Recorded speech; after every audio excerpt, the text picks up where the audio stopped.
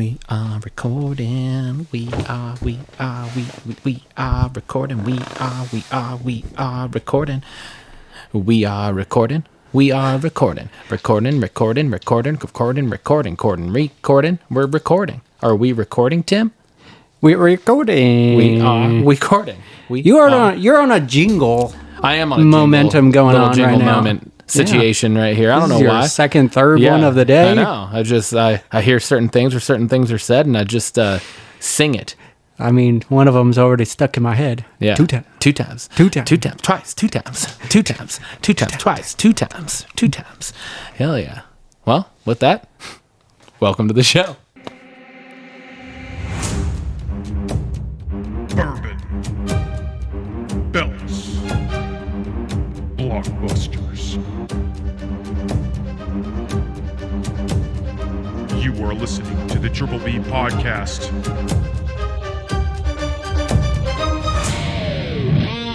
Let's fucking go. We're back. We're back. We're back. We're here. We're back. We are podcasting it up. And we got a new cocktail of the Hell week. yeah, we do. This is my cocktail of the week, and we are utilizing the specially bottled Bullet Bottle and Bond, which we rated very highly last week. And we got a very festivus cocktail. Festivus. Fitting of the moment. We are Yes. calling this the Jolly Mule. I just switched up the name and one ingredient from the recipe, but it was just called a cranberry bourbon cocktail. And I was like, boring to the 10th degree. So Yeah. we're calling it the Jolly Mule. And what is in this jolly old mule of ours is 2 tablespoons of homemade bourbon cranberry sauce. We got 2 ounces of that bullet bourbon. We topped it off with some ginger beer. We squeezed some lime juice or a wedge in there, and then topped it off with a little teaspoon of maple syrup to sweeten it a little bit. Mm-hmm. Gave that a whole stirry, not with our fingers, Ryan. Well, Keep. we'll see. And the last step to this is bottoms up, man. Let's get right Let's into do it. Cheers. That is a 10 out of 10. Hands Easy. down. 10 out of 10. Absolutely. There's no question. That is fantastic. It really is. You get literally every flavor I just It's so good. talked about. Like you get the Kentucky Mule is what this is, and then you get that cranberry sauce. It is a little pulpy, but I like it. I like it. Every flavor in this just melds so well together. I was a little worried about the maple syrup, but it does exactly what it says it's going to do. It just sweetens it up just a little bit, and it's not a lot. And it's like the perfect cut to what, tart cranberries with the lime. Yeah. It's like the perfect little ratio to level it out. Oh, this is a fun one. Highly recommend for your holiday parties coming up. This would be a fun one. Very festivus. It's great. You get the red and green together there. Yep. Good call on the lime in there. I didn't even think of that. Yeah, it's got the red and the green. Yeah. It's perfect. So let's just get into this. Let's go. We got Hawk Talk in our bourbon talking points this week, as we always do. We talk Seahawks during football season.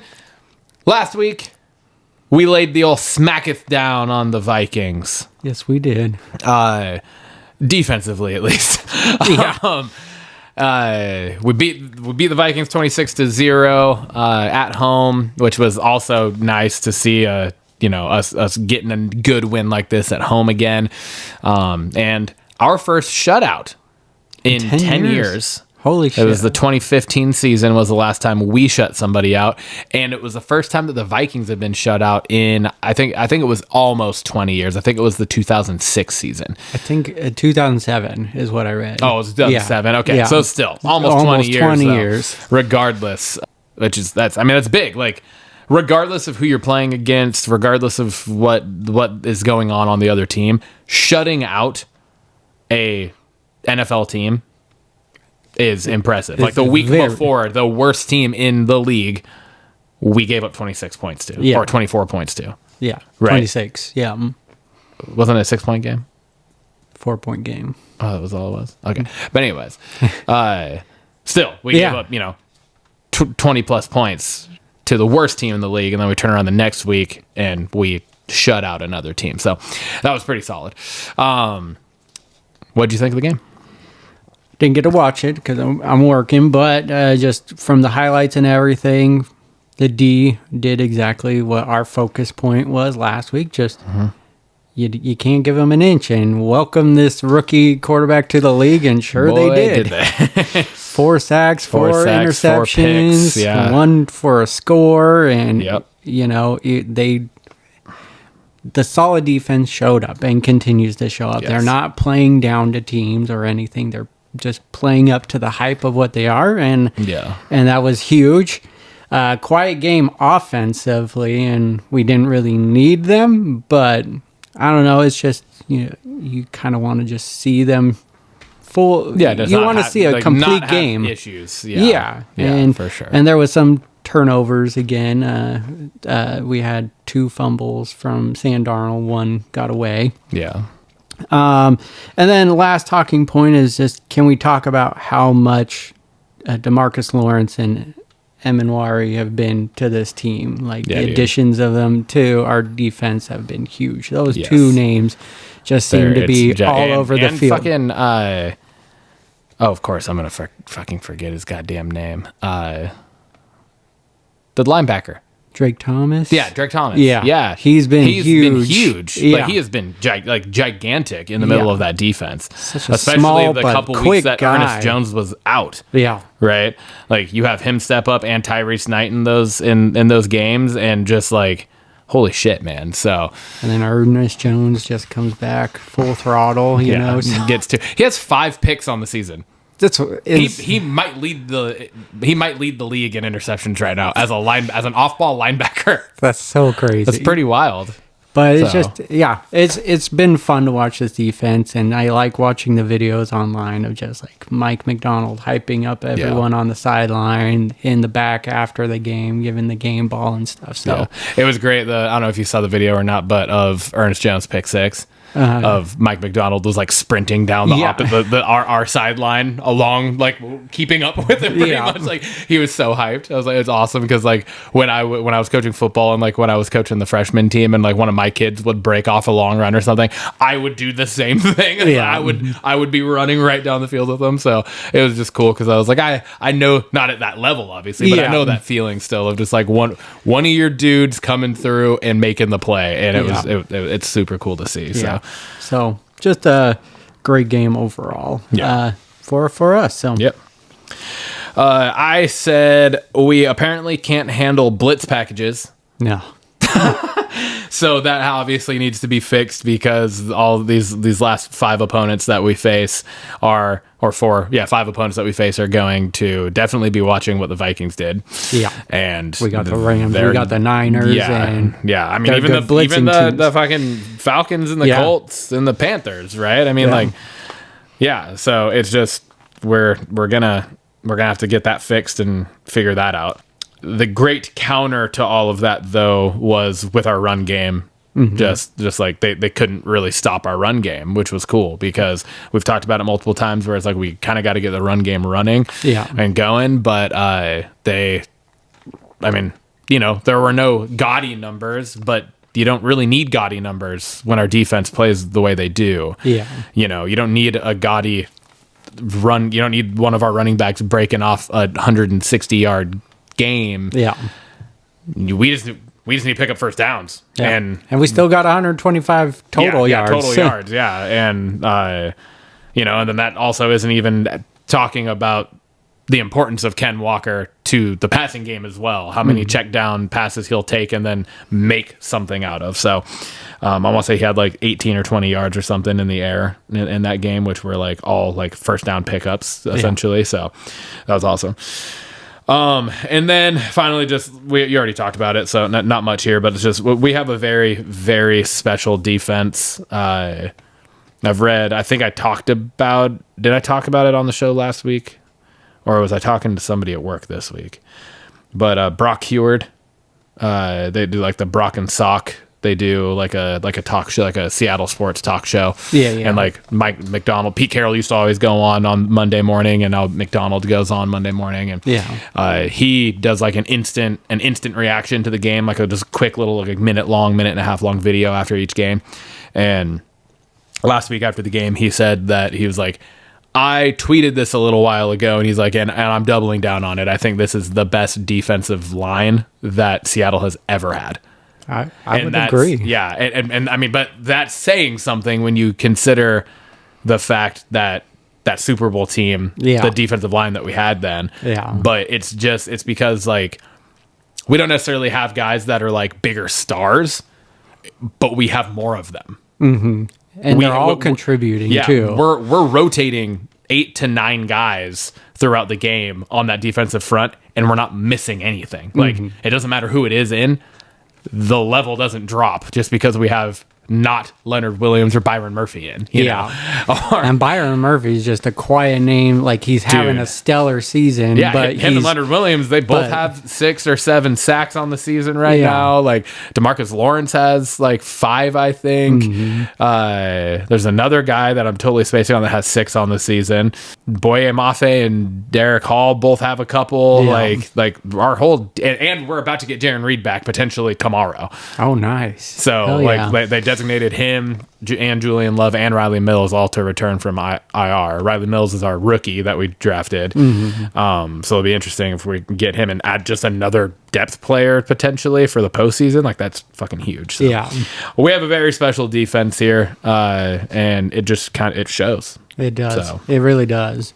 We got the Falcons up next tomorrow. We're in Atlanta, 10 a.m. game. Good thing. We are fucking savage on the road. We've lost 2 road games under Mike McDonald. 1 to the Lions last year. And 1 now to the Rams earlier in the season. A 2-point loss that realistically we all know should have been a fucking win. And so we've lost only 2. And what do you think? What's your what's your main focal point here for tomorrow's game? I mean, we're talking about a special defense, and so should we worry about it? Maybe not, but I'm still going to worry about it. But Bijan Robinson is a special running back. He can catch it. He can run and do special things with it. You got Kirk Cousins. You know, he's 1-1 since Penix has been down. And so the guy can make plays. And so we just got to hold him in check. And I think we should have a stellar game again. So that was my one focus point for this. Love that. I went on the other side. I said I think this is the game where we need this rolling into these last 4 games. Because the Falcons defense has been crumbling. They've collapsed, and which has been a really big part as to why they've gone. They've lost 6 of the last 7 games, where we've won 6 of our last 7 games, is because of their defense. And that should be a perfect setup for Sam Darnold and JSN to get right. And let JSN have another, 100-something yard game and let K9 go off a little bit. K9 was just named one of the captains for tomorrow. Nice. So hopefully that means maybe they'll give him the fucking ball in the red zone. Clint Kubiak, stop putting Charbonnet in the situation for us. But yeah, no, the Falcons have been letting up 130 yards rushing per game. So so hopefully that translates. Because you're right. I talked about it. Our offense was quiet this last week, and this is a big stretch for us coming down. I mean, for the whole NFC West. It's for the NFC, the whole conference. This is a huge stretch run right now, dude. It's insane. It's bringing us on over to Belts. Discount double check. Tim, what do you want to talk about, my dude? I'm going to talk about Monday Night Raw this week, and I'm going to start off with Judgment Day. We had a whole lot of Judgment Day going on. Whole lot. And what's crazy is we've been on both sides of this conversation. Is we love the Judgment Day and everything they're doing. We hate them. And we hate them. And we love them. And then we've talked about how they just need to break them up. But now I'm back on the bandwagon of let's keep them together. Even though there's still cracks showing, this was just an all-around great episode for the Judgment Day. It starts off with Liv coming. It was like walking into the arena saying hello to everyone, skipping by Finn and Roxanne Perez. Then you go on to the middle of the show. Dom is talking about he's the greatest because we beat the greatest. And then Liv comes out and she said Judgment Day is stronger than ever because she's back. And then you close the show with Liv, Roxanne Perez and Raquel grabbing the tag titles, and then Roxanne's like, here's the tag title, Liv, but Liv hands it back to Roxanne, which I thought was just all around great storytelling for this group. You're still planting cracks in there, but now it's like very subtle. Yeah. And they look like a full group again. So absolutely. And Liv is that complete piece to it. And I think that's the key is like we've kind of been dogging on the Judgment Day for the last couple months, but the missing factor here for the last couple months was Liv. Yep. And before that, even when we were still kind of just like, it was because like Liv wasn't any attempt at pushing Finn as the leader of the Judgment Day has just not worked. Yeah. And because I don't know why he should be, but he's not believable to be the leader of this group. And Liv is 100%. maniacal. She is fucking like terrifying, and she is powerful. And she fucking showed that on Monday to close the show. Yeah. And I think that was cool too. Like I loved that like Roxy handed it to her and then she handed it back to her as kind of like, no, that's yours because she's going to go for the women's world title. I was just going to touch on that. I mean, that's the only reason she would hand the tag title back to her. Yeah. Right. She handed it back and then above. she's like, I'm going after Steph. And what a fucking match. Let's fucking go. Let's get gold back all around the fucking Judgment Day. Let's make them, they run Monday Night Raw and it's good. And like I said, I still like that there is the cracks there, but it's kind of less. And right now they're riding a high. So I'm really all for it. I thought it was just an all around great episode. Let Liv go get the world title. And let's send Dirty Dom after the world heavyweight. Yep. Let's do it. I'm all for it. Let's do it. I'm all for it, man. How fucking cool would that be? Next up, the women's tag team division is starting to cook. Is really cooking. Yeah. They're kind of recycling what SmackDown was doing with their tag team division earlier this year with just causing chaos between every tag team. But I love it. I love it for it. What they needed. Yeah. It's what these titles needed. Especially after the run that Charlexa just went on. Royal Bliss. I still like that name better, but I do like the Charlexa name too. But they had a phenomenal main event going. I am mad that it ended in DQ once again. You can't choose a winner. Yeah. But closing it out with how it did, with just every tag team coming. I wasn't expecting the other 3 teams to get involved here. We have 6 teams now involved in this, which is like the most I can think of at any point. Expecting that, like I was.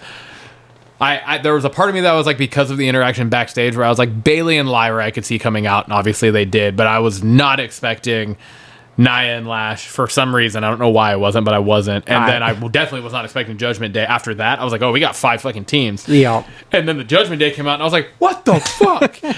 So. And again, just the way they closed the show like that was just awesome. I'm excited to see where this goes.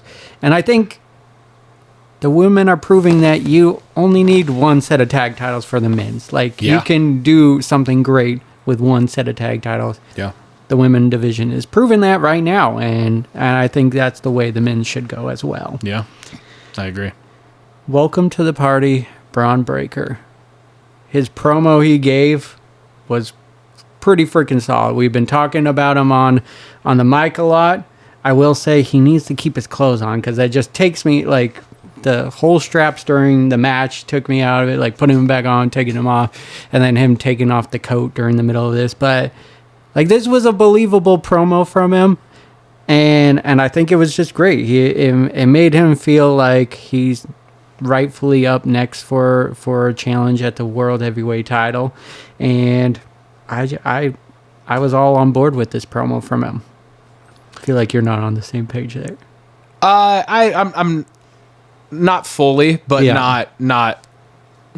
not also, if that makes sense. I think he's still definitely, it was a good promo, but I still think that it's lacking in certain areas and of just like honestly overall believability. And I still think it's a mistake to have him next in line for the world title. But that's just me personally. I don't think he wins. I think No, Roman I just Reigns comes back and prevents this win. That's my early prediction because gotcha. I just don't feel like it's even like have him in the picture. Like I feel like it still just needs to build a little bit. Like I feel like we're jumping the gun here a little bit. Yeah. And but Well, we'll see. it is what it is. But I mean, he had some pretty cold lines in there. He's like, consider the promo cut. I love that line. The whole throwing the mic and then Logan Paul catching. I didn't even catch. I thought Logan Paul had the mic the whole time. Yeah. And it was like, damn. But no, I really did enjoy the whole promo for this. So yeah. And for my banger of the night, I'm giving it to the Last Time Is Now tournament. Both matches. More so the Gunther and Solo. But Jey Uso and Knight cooked in their match. I think this is one of Jey Uso's best matches. And I was not expecting the quick roll up to win the match. I thought Knight lost right then and there. I was like, shit, splash, or the spear, then splash, and that was it. But then he rolled it up for the 3. And then you get what we were talking about where they took away all the building of Jey Uso's like dark turn and brought it right back. And it kind of felt out of place just because there was that long pause. Well, and it just wasn't done well on his part, I don't think. It seemed weird. Yeah. Just the whole, I don't know, like even when she caught up with him backstage when he was That walking part out I and thought was the like super the weird. weird breathing that he was doing, but he was doing that after too. Like it's just, I don't know. It's just weird. It's kind of like on par with like what we said with Lyra when the whole Bailey, which apparently Bailey's split personality is gone. It's totally gone now. But that whole where it's just kind of like the acting needs to be a little better. On Jay's part, for sure. And so, but I'm excited it about took me out of it a little bit. where it's going again. At least, Yeah, I mean, hopefully it actually leads to something this time. Instead of a pause and then go on. Yeah. But let's talk about that Gunther and Solo match. This was, you have to give Solo some kudos Oh, it was here. the match of the week. It was. Yeah, hands down, it was the match of the week. And Both of it was. this it is was how it you was do it. so good. This is how you do a heel Yes. versus heel. It was they so good. played it up so well, and the way Gunther won this Yeah. was gold. Yes. It was so gold. I didn't know which way it was going. Like, I obviously thought Gunther was going to win, but the way the match played out, I didn't know who was Yeah. going to win. And this match was just so good. I was just in it from the beginning. Yeah. They were hard hitting. It was just everything you wanted. And then that finish was just gold, just low blow. And Yeah, I loved it because he's like, boom, does it and gets it. But I actually 100%. I'm giving the flowers to Solo here because this was like one of the first actual matches we've seen him in a long time, where it isn't just the Samoan 5 moves of doom like we've talked about before, right? He was actually wrestling and they were hitting moves and they were 2 big fucking dudes doing shit that they probably shouldn't be doing in that match. And no, it was very entertaining, and it wasn't, even with the interference, it didn't take anything away. No. Gunther actually played into it really well and used it to his advantage to get the win. It was great. it was so perfect. good and well deserved of the banger. Then I go to SmackDown. What do you got? Well, I'm happy you had some good things to talk about. Because I only have one good thing, Okay. and it's my banger. So, first off, relegating Rhea Ripley to the BS storyline between Priest and Aleister Black is fucking ridiculous. What are we doing? I don't understand it. What are we doing? It's so fucking dumb. This entire storyline is fucking stupid, first off. But now you're pulling Rhea away from the actual fucking magic that she always makes and everything. And I'm sure she's going to make this better. Yeah. But it's still like, what the fuck are we doing, creative? It makes no sense. No. The only sense it makes is the fact that Damian and Rhea have history together as a tag team. Yeah. It's the only sense it makes. But she's on Raw. Why are we bringing her over to SmackDown? Like, what is happening? Yeah. And it's just an absolutely unnecessary, like, she has other shit that she should be focused on. Yeah. Based off what the fuck just happened on Raw. Yep. Right? But now she's Jey Usoing herself. Yeah. She's spreading herself too thin now. Exactly. And we're getting that a lot. And so it's, again, this is just another thing like you kind of talked about earlier. It's just, they're just recycling all the same shit over and over and over again. Yeah. Yeah. No, I agree. I think it's just out of the nowhere. Like, no one's clamoring for the Terror Twins. Like, it wasn't it was a cool while it ran its course, but she's been so far removed from Damian for over the year. Mixed tag teams are fucking pointless. Yeah, it's just they're dumb. so stupid because they can't even actually wrestle each other. So it's really only one-on-one. Like, realistically, it's only one-on-one because it's not like he can't tag Rhea in to help Rhea beat down fucking Aleister Black. Yeah. Right? So it's stupid, and it's not something that like can gain traction and last because there's nothing you can do with it. There's not a mixed tag title. Yeah, you know. Well, not not in the WWE either. Not in WWE, but no. But Chelsea and Ethan Page hold the AAA one. So yeah, but yeah, no, I agree, and I only feel like this is a filler match coming up because I think they're going to start doing double taping leading into the holidays, so Raw and SmackDown are getting filmed in the same night. So that would be my. But again, she's in a tag team with Io, and they, like I said, just have something. They just got attacked. Cooking. They just got attacked on Monday, and now all of a sudden Rhea's removing herself from that situation to insert herself into this situation. Yeah, it makes no sense. My next thing is woohoo! More cranky Cody. That's always fun. And of all, like, it's against Drew. We've already seen the matches 1,000 times now. The angry promos, yelling at Nick Aldis, reinstate him so I can get his ass kicked and stomp it into the ground. I'm fucking. I love him in the ring. Absolutely love Cody in the ring. He is, at fucking on the top of the mountain when it comes to in-ring work. The promos are just fucking killing it for me. Because all it is him just yelling, and we've talked about it so many times on here. Yeah. It's just yelling. It's just yelling and yelling and yelling. Like, this is why Drew is so fucking good on the mic. He doesn't have to. He doesn't have to yell. But when he does, it fucking pulls you in. Yep. It doesn't pull us in when Cody yells because that's all Cody does. If he came out and talked normal, that would be when I'd be like, what the fuck's going on? I'm in. I'd be in because that would be different. And that's not, that shouldn't be the difference. So I'm over it. I'm over the Cody and Drew. I'm over Nick Aldis just needs to fucking kick somebody's ass. He needs to get into the ring and actually fucking wrestle. Because we've had too many fucking things now allude to this possibility of him getting like in heated confrontations. It needs to just happen. Yeah. Like, just fucking do it. Yeah. I pull the trigger on it. And it just, I don't know, it was all anticlimactic, especially when he's like, I've calmed down, and then just talks about Saturday night's main event with the NXT guys. Yeah. It was just all anticlimactic. I think the best part of the whole thing was just Drew going, you're hurting the fans, but here I go. I'm not on SmackDown. And that was the best part of it. So, before my final talking point before the banger is, I'm losing faith in Triple H and creative's ability to tell good stories and make good programming. Gunther winning this tournament is fucking bullshit. It's pointless. It's a mockery of Cena's career. It does nothing for anybody. It's making a joke of the entire reason that they did the tournament, and they're just laughing in the face of the fans.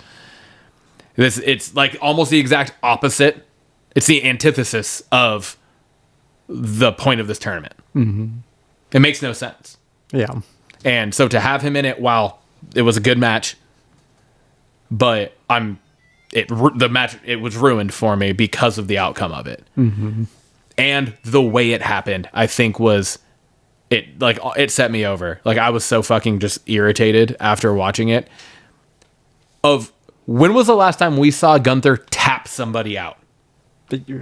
Tap. Not fucking put them to sleep and have their hand dropped, but actually tap them out. And you choose LA fucking Knight in this situation?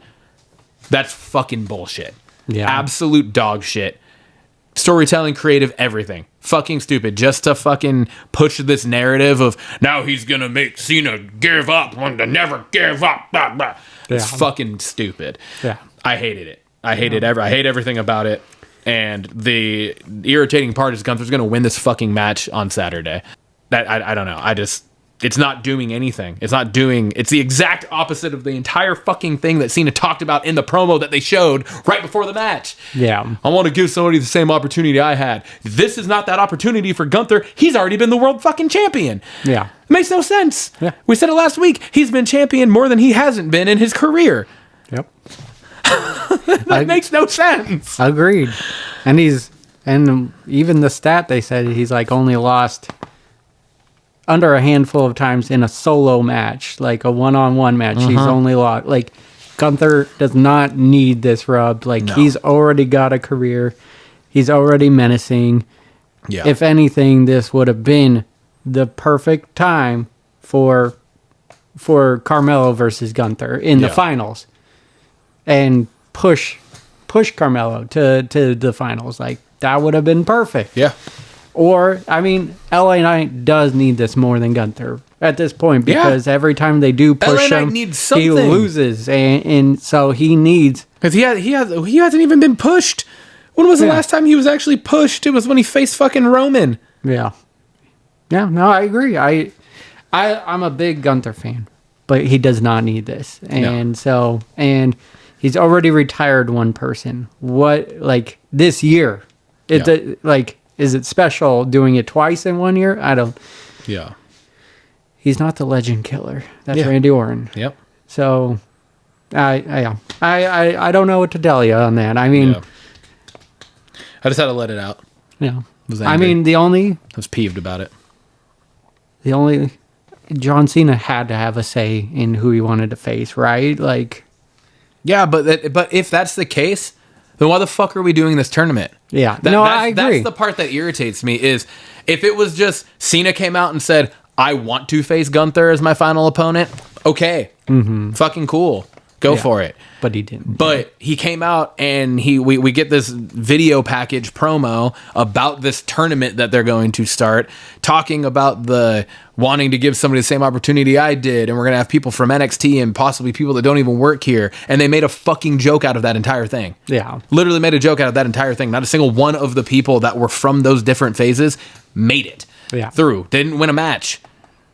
Yeah. And then you end it with the way that we ended it, with Gunther winning it. Yeah. It's just like, it is the exact opposite of what the goal of this was. Yeah. So. Yeah, no, I agree. So it's terrible planning, it's terrible storytelling, it's terrible creative. It was just awful for the fans. But my good thing. What was your highlight? My banger of the night, you actually already brought it up, but I think the banger of the night, because in all honesty, SmackDown wasn't that good last night, was the announcement of the fact that either Oba or Ricky Saints is facing Cody at Saturday Night's Main Event. I think the banger part of that is the fact that we could get Oba versus Cody. Yeah. Because we've already seen Cody and Ricky in AEW. Yeah. Right? And like, they put on great matches. Great matches, for sure. But to my knowledge, we've never seen Oba Femi against Cody Rhodes. So just the prospect of that would be huge. Now, with me saying that, Ricky Saints is going to win, and we won't get Oba versus Cody, because that's what I want to happen, and that's probably what the correct thing that should happen is, because again, Ricky Saints is already an established fucking wrestler. Like, was he not world champion in AEW at one point? He wasn't, but he was like a TNT. He's been a champion numerous times. Like one of the bigger champions too. And Oba Femi is like has been kind of one of the faces of NXT. So like that should be exactly what this is fucking pointing to is Saturday night's main event with everything they've said is showing off the spectacle of the product of NXT against the main roster. Yeah, I agree. So. We'll find out tonight because that's when deadline is. But I'm really excited about the opportunity for Oba. I really do want him. I've been on the bandwagon. I've talked about him numerous times and just shout outs on the show. Oba is one of the future stars of this company, and it's just like all natural aura. Like he's a big guy and he can go in the ring, and I just love the guy. So I really hope he does win and is the person that faces Cody. That gonna bring us over to the belts question of the week this week. I posed it. I said, with the amount of randomly put together tag teams that we have now, as either the champs or gunning for the titles or whatever the situation is, right now a lot of it is primarily happening in the women's division. But I mean, our men's tag champions on Raw are a random thrown together tag team of AJ Styles and Dragon Lee, and they both enter. A lot of these teams enter to both people's songs. Yeah. Right? Like one of them comes out to their own song first, the other one comes out to their song, and then they walk down together. Yeah. A lot of these teams do, So I wanted to ask, what do you think is the best tag team entrance theme of all time? God, it's such a hard question. I know, it really is. I Just had a tough time answering it. I didn't even actually fully answer it until I was here. So, and I wrote this like 3 days ago on the agenda. But one song to me just kind of stands out above the rest. It's going to seem random, okay? But it's Too Cool's music. It fits their team so well. Perfectly, yeah. And then it just gets the fans into it too, because then they do the dance after the match and everything. Yeah. It was just an all-around fun song, and for sure. And they were one of my favorite groups growing up. And you don't get that a lot. Like, I mean, yes, you got the Hardy Boys and the music fits and everything, but I don't know. It was just a spectacle with Too Cool, and it's just the first one that popped into my head, and I was like, ugh. Yeah, I like it. I really do like Motor City Machine Guns Now song. Oh, okay, yeah. I really like their theme song. Other ones that just kind of came to mind were the Wyatt Family. That was just an aura as well, and then Evolutions, but that was more of a faction. Yeah. They did have a tag team, and we're tag team champions, but I stuck with Too Cool. All right. Awesome. What'd you go with? I stayed away from the most on the nose one. I didn't pick the Hardys. Okay, I was gonna say all I could think of that song was when you posted this. My favorite, but that's not the one I picked as what I think is possibly the best of all time. And this is gonna seem weird because this at first was a kind of thrown together tag team, but they ended up like actually sticking it out as a tag team for a good amount of time. They were tag champions, and one of the better tag teams of this of the Ruthless Aggression era, and that was Rated RKO. Oh yeah, it was the combo of Burning My Light and Metalingus. Yeah, and it was just awesome. Yeah. You know who also was like a molded tag team that did a really cool blend of their theme song was Jericho. Oh, Jericho and Big Show. Like, that's true. Theirs was a pretty awesome combo of songs. Like they literally blended it so well. I thought. Fun question though. It made me start going through all the tag teams and going, like it, don't like it, liked it, like it. So yeah. Bringing us on over to Blockbusters. Action. We got our focus features. Yeah, we do. First up is mine. The movie is called Obsession. The synopsis is, after breaking the mysterious one-wish willow to win his crush's heart, a hopeless romantic finds himself getting exactly what he asked for, but soon discovers that some desires come at a dark, sinister price. The cast of this is Michael Johnston, Indy Navarrete, Cooper Tomlinson, Megan Lawless, and Andy Richter. The release date will be May 15th, 2026, and it will be out in theaters. this was a short and sweet trailer. I think it was a teaser, but it had me hooked. Like it was just the whole like premise and just the mysterious of the voice on the other side, just talking them through. Yeah, it doesn't sound like the kind of voice you would expect to hear on like a hotline kind of help line, I guess is not hotline, helpline for a website or company. Yeah. It sounds definitely like, no, we don't really do that. It was almost unserious, like the phone call, but also serious at the same time. But no, I like the premise of it. The wish was already made in this video, and we're like, I like the line where he's like, "What say it isn't real?" You know, like just because you chose this for her doesn't make it less real. Yeah, which was kind of a crazy line. And the thumbnail, like the picture when I first saw this, like the article on the site I use, the thumbnail for it was the kid, and I don't know what the situation was, but he's just kind of sitting there and he's like covered in blood. Oh shit. Or like blood stained. Yeah. Not like covered in actual blood, but like blood, like he had to wash blood off of himself. Yeah. So I was like, what the fuck? So then I opened it and I watched it and I was like, well, that wasn't what I was expecting, but okay, I'm in.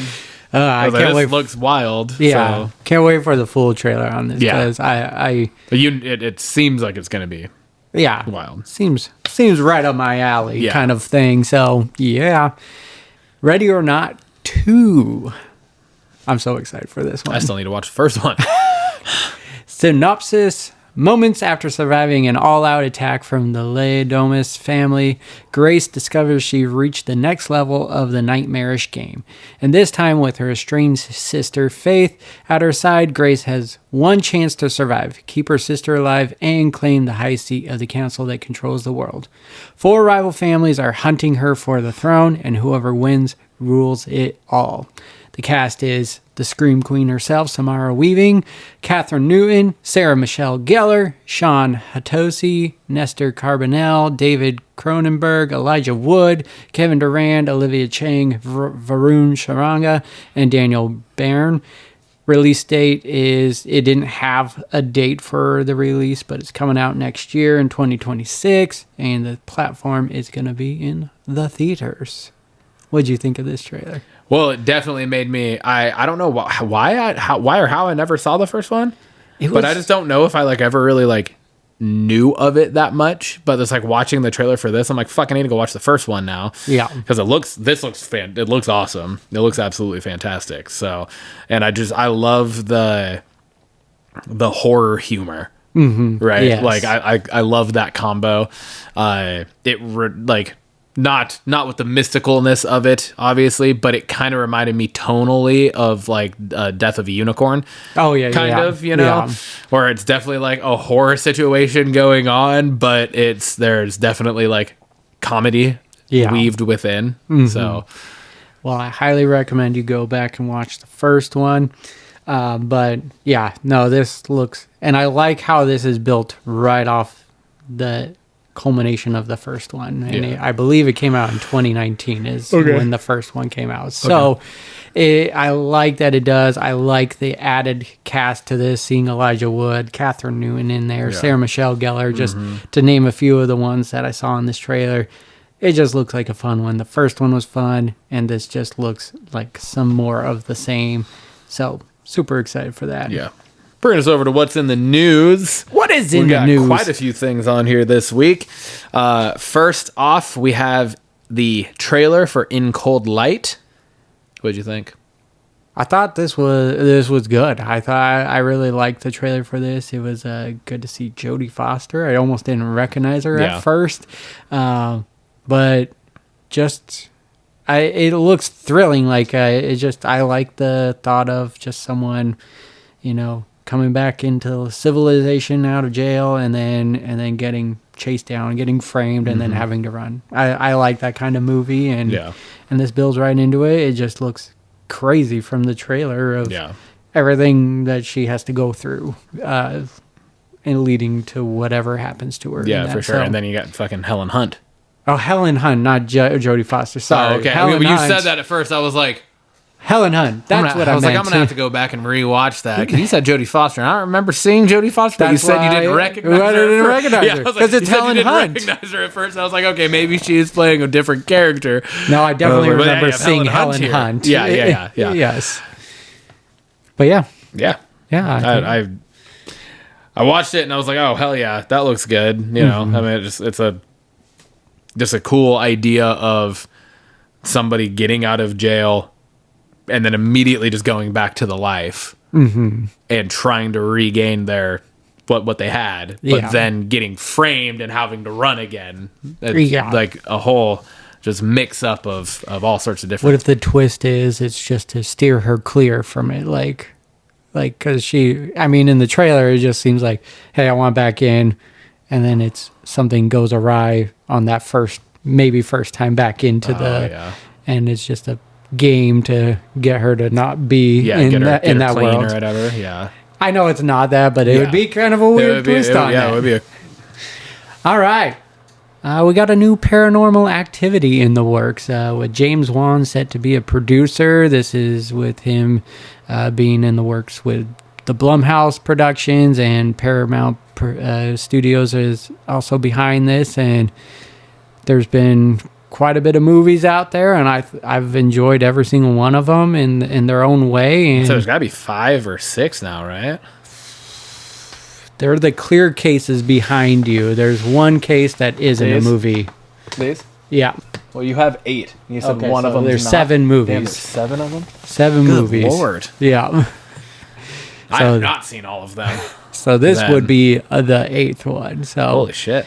But wild. Yeah, they're fun movies. They're creepy as shit, and just they changed the game at the time when the very first one was 100. It was legitimately, it was groundbreaking. Yeah, right? Like it was insane. So just the excitement of how long it's been since the last one. I guess it hasn't been too long. I think one came out in 2020, 2021. Oh, okay. So it's not crazy amount of time, but that's like the lesser one known that people know about and stuff. So, yeah.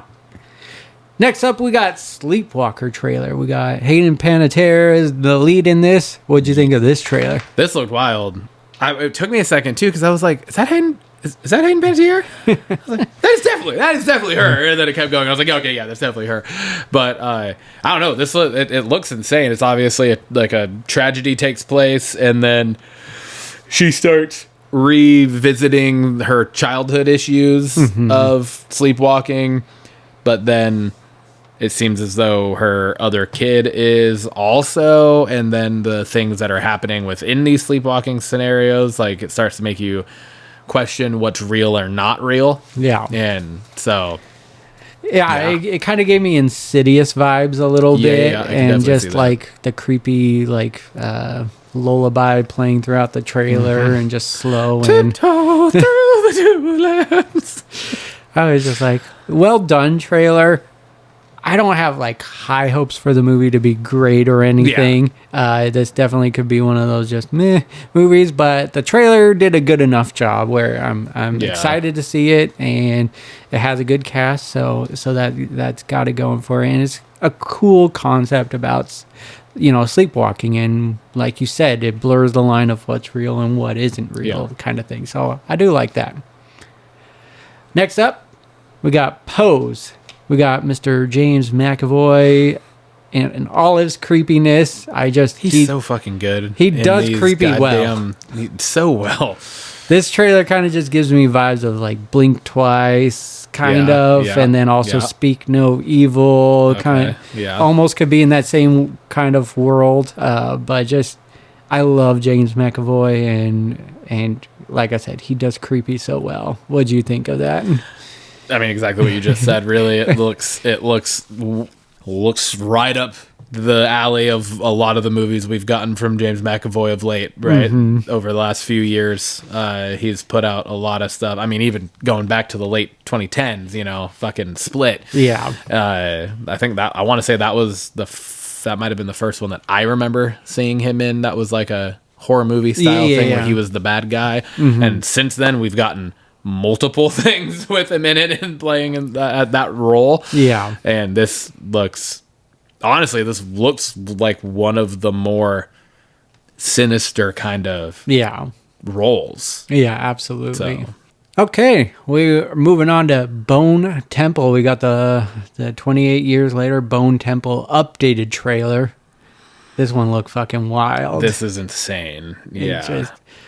They make you feel uncomfortable. Like the trailer music is well done through all of absolutely the 28 years later. This just made me super excited for it, even more so.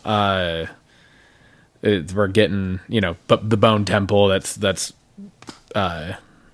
Ralph Fiennes' character's place, right? And so there's obviously a large amount of him in this. It does make you wonder, because then like the son is in it too from the first 28 years later, and makes you wonder if the dad, god damn it, what was his name? Aaron Taylor Johnson. Aaron Taylor Johnson. Okay. Jonathan Taylor Thomas is who I was getting Aaron confused Taylor with. Johnson. Also 3 names. Yeah. Anyways, it makes me wonder if he will show back up in this one, or maybe that's like a third movie, because I know this is supposed to be a trilogy. Yeah. So maybe that's like a third movie where it's like the happenings from like that's the culmination, is all of these storylines end up meeting, type of thing. But yeah, I mean, this looked very intense. It looked very intense. The brutality in this continues on, and then the train scene in the trailer looked amazing. Just like normal, and then all of a sudden, all out. Yeah, just chaos. Chaos going on. It seems to be like and I'm not dogging this at all. I'm just saying, like, I'm just trying to make a connection here. It seems to be like a kind of common theme in trilogies, that they're kind of following the Lord of the Rings archetype. Oh, okay, yeah. Of like the Fellowship of the Ring. The first one was a longer, more drawn out, if you will, storytelling. Yeah. Then the second one is just like, holy fucking shit, action packed, just like craziness. And then the third one is like craziness and storytelling, climax to wrap All it the up. above, yeah. Right? Because like I'm thinking, obviously the Lord of the Rings. I'm thinking the latest Halloween trilogy was very similar to that, where like Halloween Kills was literally the perfect name of the second one. It was he murdered 70,000 people in that fucking movie. Yes, he did. And then the third obviously wraps up with it starts pinpointed focus. The second one is like larger scale seemingly, and then it seems like it scales back down in the third, in the final act kind of thing. And I'm wondering, obviously I haven't seen anything about the potential third one because they haven't filmed it yet, and these were filmed back to back, but it kind of seems like has the potential to do that kind of thing. So no, I agree. I think that's a good great comparison. So I'm really excited for that one. It's going to be a good one. Next up, we have the Magic Faraway Tree trailer. Hadn't heard or seen anything about this, but we got Andrew Garfield and I'm gonna totally Rebecca Ferguson's in it. Rebecca Ferguson's in it, but I'm blanking on the mom's name. Claire something. But anyways, I saw this and I was like, oh, fuck, that's wild and a little different than things that we tend to cover. So for sure. 100%. Yeah. So I just wanted to throw it on and just kind of get your thoughts on it. It looks like a fun one. I like it. Kind of just like a throwback to like Chronicles of Narnia, or just that was like exactly kind of the Chronicles of Narnia was visually what I had in my mind too when I was watching this. It's another we've talked about it before, but just visually stunning, the trailer for this, and just the different world you're going to in it and everything. And Andrew Garfield's in it. I'm excited for Rebecca Ferguson and she seems to be villain playing role. Villain role. So I was like, oh, okay, I like that. Excited for that, and just like I said, it takes me to that kind of Chronicles of Narnia, which I thought were great movies and just fun, and this kind of brings you back to that. Yeah, so for sure, absolutely. It made me just really excited in like a kid way, kind of to like watch this, because it has Chronicles of Narnia. It has Alice in Wonderland vibes. Yes. It has like all of these like classic kind of Oz, yeah, like all of these things that kind of like you can tell there's an inspiration from these things in this, and that's how it looks, and it looks like you said, visually stunning. So. Yeah, absolutely.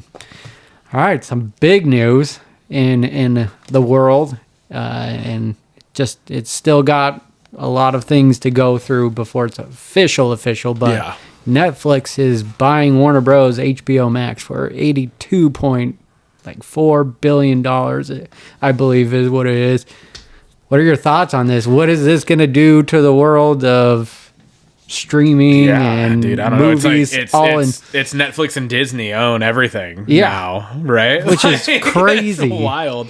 Netflix and Disney own it all. They own everything. Yeah, with Paramount being its own thing. Yeah, with Paramount doing its little side gig over there, little side piece. Yeah, but no, then I guess Apple. Oh yeah, Apple's its own thing. Apple's its own thing too. But yeah, I mean, I don't know. It's wild. It's just wild. It's wild. I mean, there's just so many different things. You bring in the DC universe, essentially, to Netflix world. From what I've read, they say now, and it's still early, and a lot of things change because Hulu, Disney said the same thing, but now they're essentially almost one thing. Yeah. But they're saying, HBO Max will be its own thing still, and Netflix will be, but it's just going to be under one I was going to say that to meld the worlds of our show together too. Now you're also talking about Netflix, who has a deal with WWE, and HBO has a deal with AEW. All now under one umbrella is kind of wild too, because we've never really had that before either. So. No, and they're very opposing companies, right? Like they're the ones going at each other, not not working together. And I did hear that like the channels that they're on, TNT and TBS, are going to be under Discovery's umbrella, which is separate from this all. But their streaming deal is through HBO Max, so that's going to be the interesting part of it all. But yeah, it's just crazy to think about that. That was one of my like worry points. And then just physical media, like I still collect it, but then Netflix has been it's all streaming for them. They don't do a lot of physical releases for their properties. And so it's just like we're getting further and further away from like owning physical media. And I know a lot of people love the streaming. It's definitely more convenient and all that, but there's a big part of the world that does like collecting the movies and stuff. So it's just it's crazy to think that, to your point, it's like Disney owns half of the film industry, and then Netflix is going to own quite a big chunk of it now as well. So interesting. Very interesting. And then last, and probably one of the most exciting things that kind of broke late this week, is Avengers Endgame is re-releasing into the theaters in 2026. I believe in September is what they said. Yep.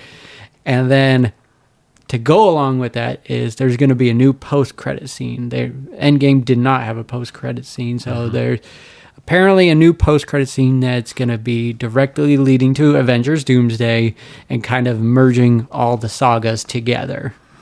What are your thoughts on that? Yeah, I mean, we kind of talked about it a little bit while we were setting up, because I was too excited. Yeah, we can't help ourselves. I just think it's. I mean, that's super smart in their part, but it's also like, what are they changing about Endgame then? Yeah, because like something's got to give to set this up, right? There was no post-credit scene in Endgame for a reason. Yeah. It was a definitive end of this saga. You got the retirement of Captain America. We had the death of Black Widow in that. We had the death of Iron Man. Yeah. Right? Who, oddly enough, RDJ is now playing Doctor Doom. So that was my initial thought was, what are they changing? What are they doing to somehow rectify the death of Iron Man, or be able to somehow meld this into he has now become Doctor Doom in a different timeline or something. Yeah. And then you brought up a solid point too. I think, it could bring back Captain America and kind of show how because he went back in time to stay with Peggy, creates like the initial big time incursion to the timeline and starts changing things, obviously, because he does stay back, and maybe that plays into this post-credit scene. Yeah. Which is just, I don't know, it's exciting. It's exciting to go back and see this movie in theater. I hope you're on board, but I think we should definitely Fucking go 100%. seeing it in theater again. We should dress up as one of the characters. Let's do it. Let's do it. Let's do it. And then just adding that post-credit scene is just super exciting. Just to, again, it's been a lot of movies and shows between now and then, but to kind of tie it all together in one post-credit scene would be really cool. So Yeah, for sure. And it's the Russo brothers, so Absolutely. it's gonna be awesome. Yeah, it's going to be great. Bringing us over to our special segment of the week this week, we got Blockbuzzin, again, where we take one of the shows or movies that we've talked about a lot on the show that has generated some solid buzz around it, and we watch it and we talk about it. So this week we chose The Long Walk, the Stephen King adaptation, which is but probably the primary reason why it garnered so much buzz is because of what this is. It's a Stephen King book that they adapted into a film. One of his oldest ones. Yeah, too. one of his oldest ones, and I mean it's such a wild concept that these are. You're if you haven't read the book and you haven't seen the movie, you go into it thinking that you're like, oh, they all volunteered to do this, which is wild. But then within the movie, you kind of start to hear them all talking, and you're like, oh, maybe it's not actually volunteered, maybe more so voluntold kind of thing. Yeah, because they have the part in there where they have the conversation about have you ever not known somebody to sign up for this? Yeah, exactly. That seems fishy. So, but anyways, it is also another reason that got a lot of hype behind it was because it's starring Philip Seymour Hoffman's son, Cooper Hoffman. The late Philip Seymour Hoffman, the amazing late Philip Seymour Hoffman. So, getting to see his son in a pretty cool dramatic role was a cool thing. The movie also stars Mark Hamill, and Rotten Tomatoes, man, the end all be all of critic ratings, if you will. It's got an 88 and an 85 critics and audience score respectively on Rotten Tomatoes, which is again another huge thing. And I don't, I'm sure there's a couple, but I'd bet it'd be a tough fight to try to find 5 Stephen King adaptations that rank that high on Rotten Tomatoes. Yeah, so I would assume one of, if not both, of the most recent It movies are probably pretty high. I would say The Shining. The Shining's probably pretty high, but I mean, I don't know about many others. I would agree with you on that. Yeah, so I mean, I don't know. It just, what'd you think of it? What'd you think of the movie? Dude, this movie was incredible, incredible, and yeah, man. And like when you dig into the concept of it, and if you just put it on paper, kids walking down a street, just walking, you're like, What really sold me on this movie was how likable each character was, and how you started to care for even the bag. I was gonna say, or how dislikable some of the characters were. They were dislikable, but then you ended up caring. Yeah, I was gonna say that you still end up getting. Yes. You understand. I don't know if caring is necessarily the word. Okay, yes. But because they're like Bukovich. Yeah. Was yeah, he's gonna die. Yeah. Kind of thing. But it was still, you're like, fuck. Yeah. You're like, I kind of I get you. I understand you. There's a lot of I felt like there was a lot of real life personality coming through in this, and things, especially I always fall back to this, but just being a teacher, I see all of these characteristics and personalities on a regular basis in school, kind of thing. Yeah. So I really enjoyed the likability of these characters. They did a great job just developing them, getting you to feel for them. It is crazy that because there wasn't a lot of action in it, it was very conversation based, and I was in all of, like I was into Absolutely. it throughout Yeah. the whole thing. That's so like, true. I didn't honestly, I didn't even like think about that. Yeah. That is so true, because it is like, if you were to just sit down and explain this like real quick, like a brief explanation, like if you're pitching this, I feel like it could easily be like, how the fuck's that gonna pass? Like, Yeah. how's that gonna make any money? You're Yeah. talking about just people watching kids walking, and every now and then one dies. Yeah. Like, there's no fights, there's no action, there's nothing. Yeah. Because there really wasn't. Yeah. Like, even with the deaths taking place as they did, there wasn't really action. Yeah. You know, outside of a few of the deaths. Some of them, again, this is kind of one of the things where I forget exactly what we talked about, but we talked about how, like, you know, some movies have done a really good job of like, like Locked with Skarsgård and yes, is what you're talking about? I think we're kind of Dude. talking about different things, Oh, but okay, never mind. I was saying with the kills. Oh, okay. They yeah. don't need to be. Oh, it was when I was talking about when you said the thing that you can't watch. Yeah. And I was talking about like the Halloween and the beatings. Oh, yeah. Right. Or the Hills Have Eyes and the dad Yeah. being burned, where it's like a lot of really good movies get away with these kills taking place without you having to see them.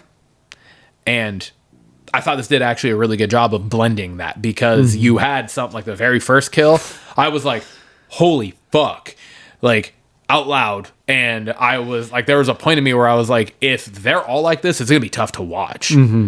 But they weren't all like that. No. You know, there was quite a few of them where it was like blurred in the background, or it just got then the main characters' reactions as they turned around and you heard the gunshot. Yeah. Right. And I thought they did a really good job. But then there were some where it was they fucking showed you, you know. Yeah. So I thought they did a really good job of that. Yeah, I so that was great. Just the conversation, it got me in the feels quite a bit throughout it, and For just sure.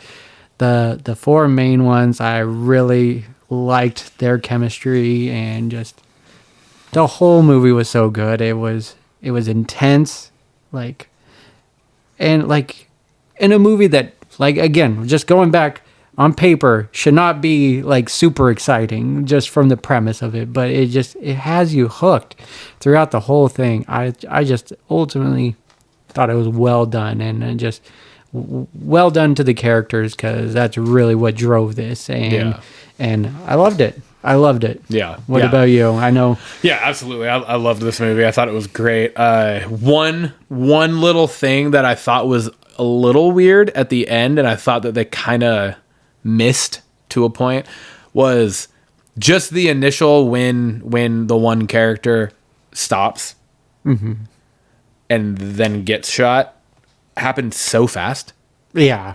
where I was like, where were the warnings that happened with the 3 warnings that happened with everybody else? It was like they said one thing over the megaphone, and it's not like he already had 3 or 2 or whatever. Like, they had already been walking again for a little while before either of them got one.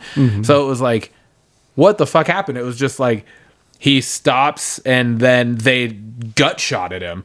Yeah. I was like, what the fuck? That happened super quick. So I was expecting that to almost be a little more dramatic, but it just seemed like it happened so fast that I was like, whoa, what the fuck? Yeah.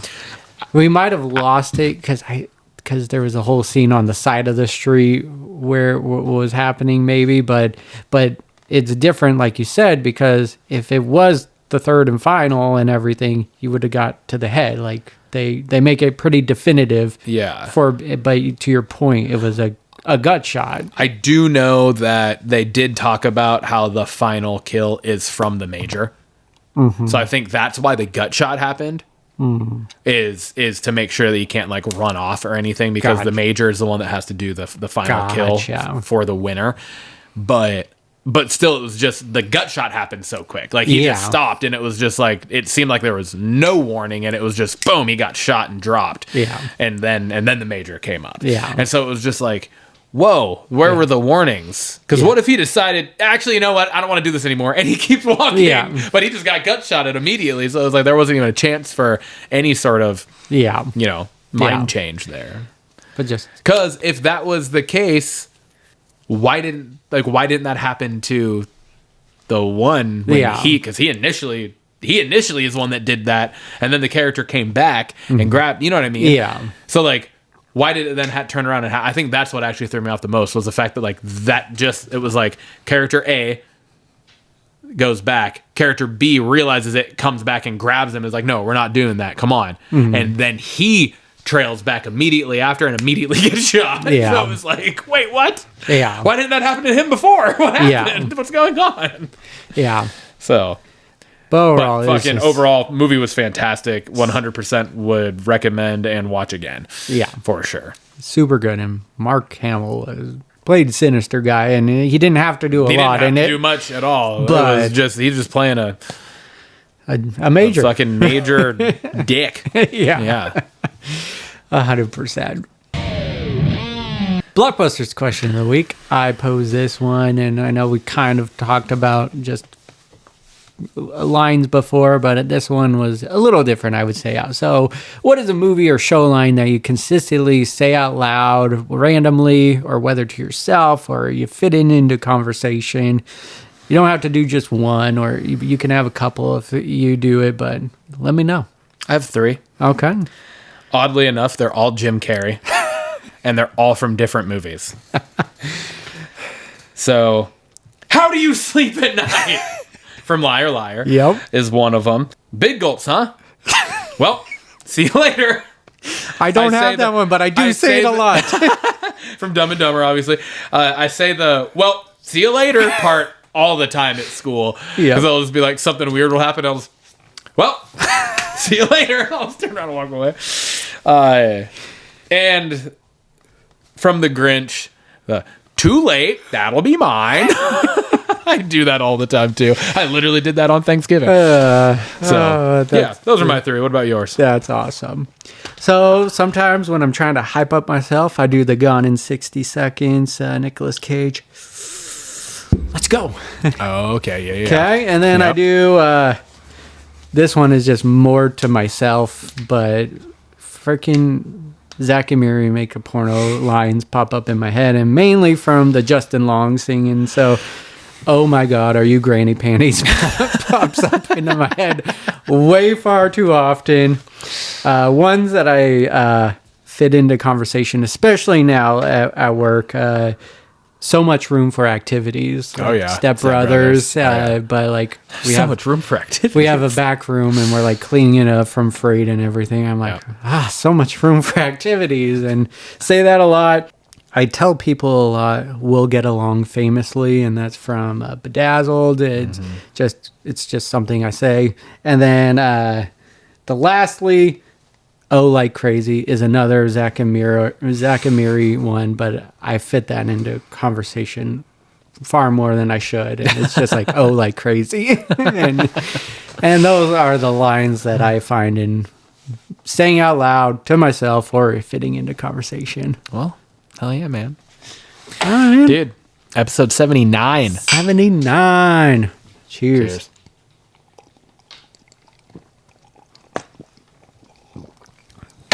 Had to eat that. I know.